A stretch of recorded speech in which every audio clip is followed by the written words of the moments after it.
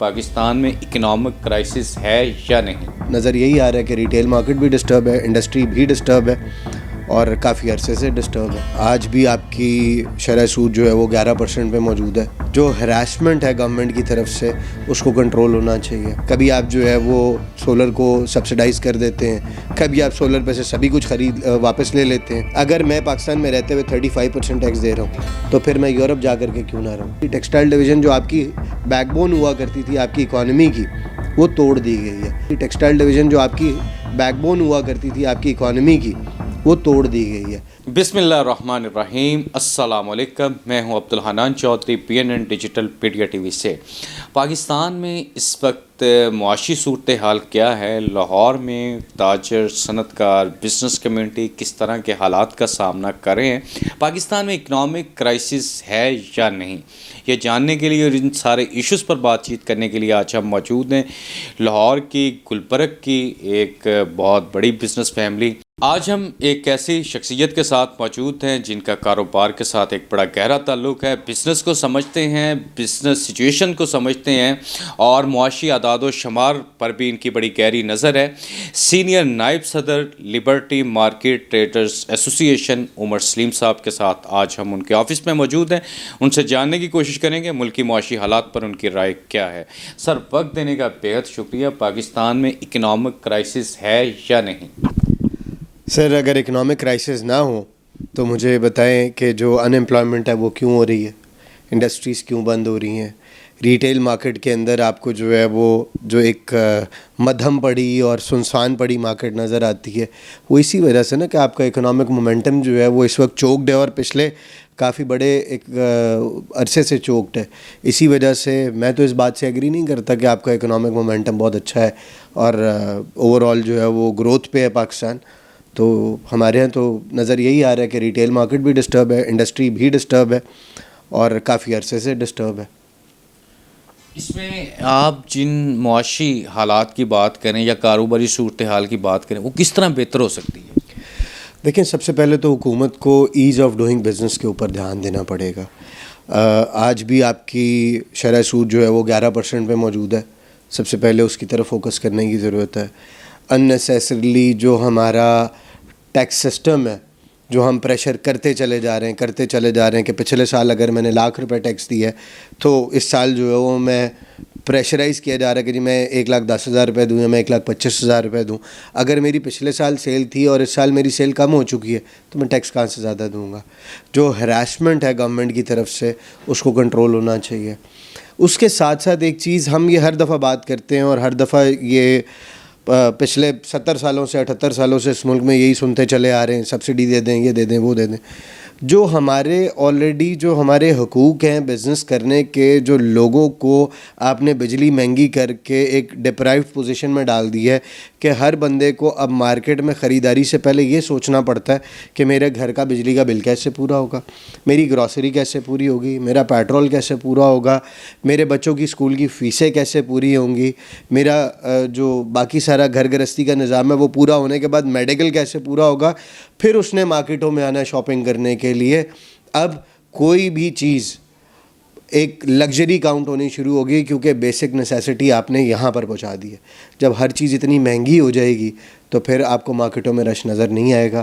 آپ کی انڈسٹری جو ہے، جو اس کی سپلائی شارٹ ہوتی جائے گی، اس کے پاس آرڈرنگ کم ہوتی جائے گی، تو نیچرلی انڈسٹری نے ایک سرٹن ٹائم بعد آ کے اپنے آپ کو جو ہے وہ شرنک کرنا ہے اور وہ بند ہونا ہے۔ آپ کا امپورٹ بیس جو ہے وہ سسٹم، آپ نے اس کو بھی جو ہے وہ ایک ایسے اسکیل پہ پہنچا دی ہے کہ چیزیں اس میں بھی ڈیفیکلٹ ہو چکی ہیں۔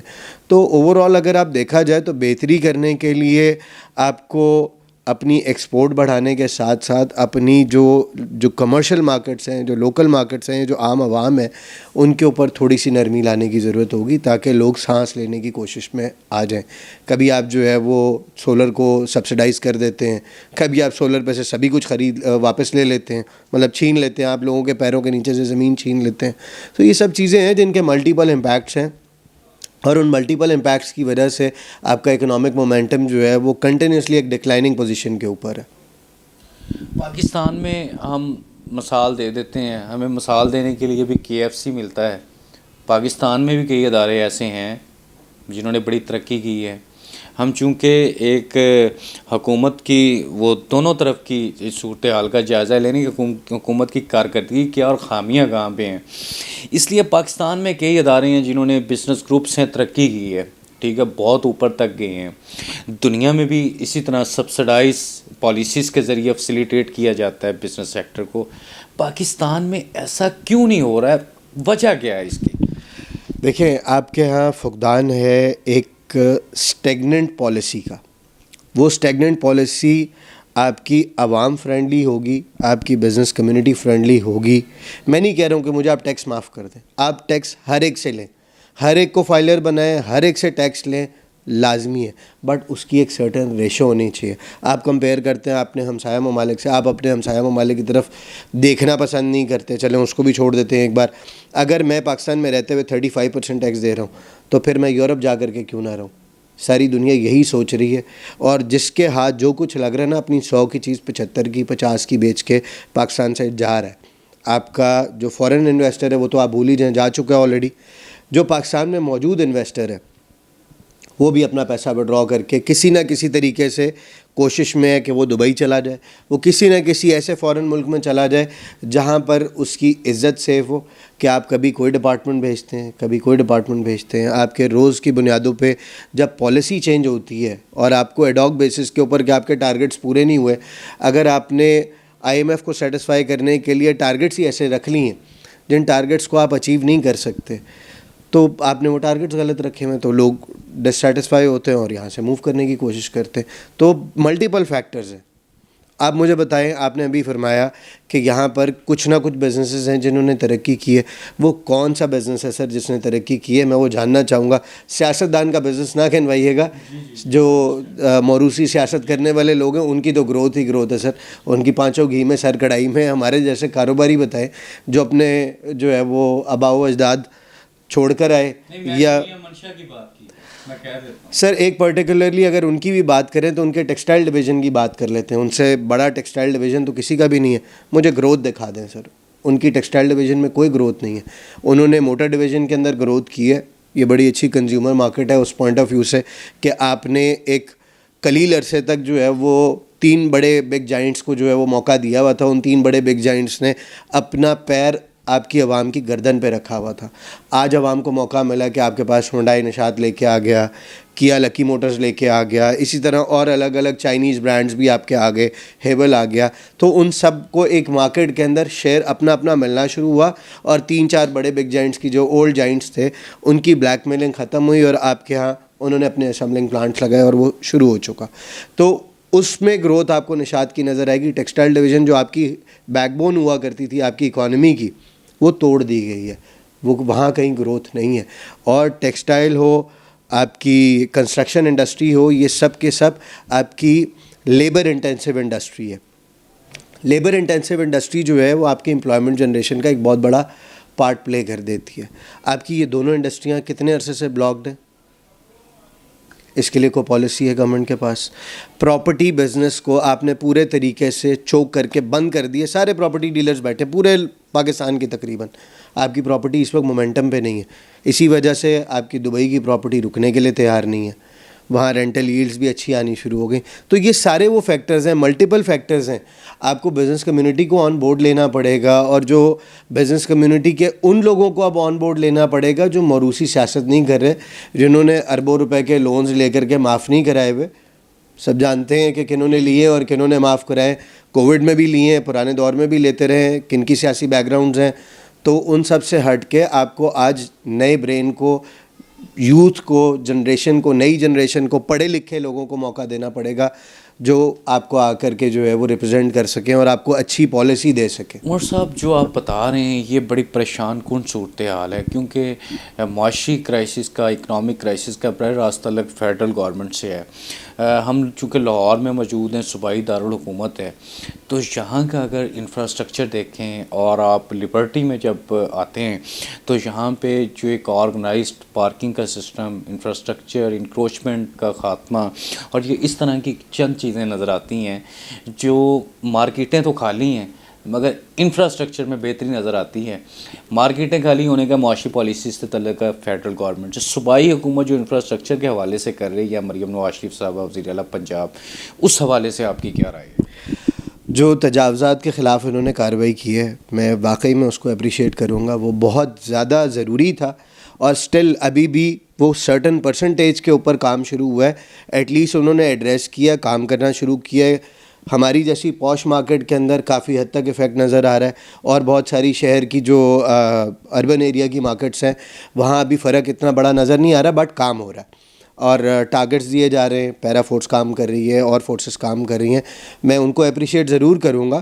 But at the same time آپ نے ذکر کیا ہمارے ہاں پارکنگ کا, ہماری بہت اچھی پارکنگ بنا لی, سارا کچھ بنا لیا آپ نے. اب ایڈاک بیسس کے اوپر جو بابو صاحبان ہیں ہمارے ہاں, سنس آپ کو پتہ ہوگا کہ میں سینئر وائس پریزیڈنٹ بھی ہوں اس مارکیٹ کا, ہمارے ہاں بارش کا پانی کھڑا ہو جائے پارکنگ چوک ہو جاتی ہے. تب آپ جو یہ آپ نے اننیسیسریلی جس کو آپ نے واک وے بنا دیا ہے ٹف ٹائل لگا کر کے, اس کی ضرورت نہیں تھی. ہمارے یہاں پارکنگ کی ضرورت ہے. پریمیم مارکیٹ کے اندر کسٹمر نے رکشہ ٹیکسی میں نہیں آنا ہے, یا گاڑی پہ آنا ہے یا ڈرائیور کے ساتھ آنا ہے, وہ بھی گاڑی پہ ہی آنا ہے, تو نیچرلی اس کو گاڑی پارکنگ کی جگہ چاہیے. تو یہ اس چیز کے لیے ہم نے ڈپٹی کمشنر صاحب کو بھی ریکویسٹ کی, بٹ وہ خانہ پوری کی انہوں نے, اور خانہ پوری کرنے کے بعد جو ہے وہ انہوں نے بات کو رفع دفع کر دیا. ہمارے جو علاقے کے اسسٹنٹ کمشنر صاحب ہیں ان کو بھی ہم نے ریکویسٹ کی, بٹ وہ بابو صاحبان جب بات سمجھنے پہ نہ آئے تو نہیں سمجھتے, اور جب سمجھنے پہ آئے تو پھر سمجھ بھی لیتے ہیں. تو چیزیں اچھی ہیں, میں پنجاب گورنمنٹ کو ضرور اپریشیٹ کروں گا, اور ایٹ لیسٹ کچھ ایڈریس ہو رہا ہے, ای پی اے کام کر رہی ہے, میں اس چیز کو بھی اپریشیٹ کروں گا کہ انوائرمنٹ کے پوائنٹ آف ویو سے میں پنجاب حکومت کو بالکل اپریشیٹ اس بات پہ ضرور کروں گا کہ انہوں نے ای پی اے کے حوالے سے جو کام کیے ہیں وہ بہت اچھے کام ہیں. گاڑیوں کی جو دھواں کی وجہ سے جو جتنی بھی پولوشن ہو رہی تھی اس کو کنٹرول کرنے کی کوشش کی جا رہی ہے. پلاسٹک بیگس کے اوپر انہوں نے جو ہے کریک ڈاؤن کیا ہے. اسی طرح سے اور بہت ساری چیزوں پہ کام ہو رہا ہے, وہ اپریشیبل ہیں چیزیں. بٹ بات وہی ہے نا کہ آج اگر ہم وینٹیلیٹر کی سچویشن میں ہیں تو ہمیں وینٹیلیٹر کے اوپر آپ اگر آ کے کہیں کہ آپ مجھے پین کلر دیں گے تو وہ ولی بات ہے. میری تکلیف جو ہے وہ پورے جسم میں کینسر کی طرح پھیل چکی ہے, تو مجھے اب کینسر کے علاج کی ضرورت ہے, نہ کہ ایک سر درد کی گولی کی علاج کی ضرورت ہے. کیا خوبصورت بات ہے. واقعی کاروباری لوگ بڑی بصیرت رکھتے ہیں, اور جن کی رگ رگ میں کاروباری گر پنہاں ہوں اور سرایت کر چکے ہیں, اور ان کی گفتگو آپ کو سمجھ آتی. یہ باتیں ہمارے افسر شاہی کو اور ہماری حکومت کو سمجھنے کی ضرورت ہے. پاکستان کا بزنس سیکٹر بہت زبردست طریقے سے پاکستان کی معیشت کو اپنے پاؤں پر کھڑا کر سکتا ہے اگر آپ اس کو سازگار حالات دیں.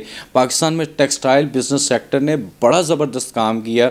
اگر آپ 2000 سے 2007 8 10 تک کا دور دیکھیں, آج فیصل آباد میں اور دوسری جگہوں پہ ٹیکسٹائل فیکٹریز بند ہو رہی ہیں. پاکستان میں معاشی حالات انتہائی پریشان کن ہیں.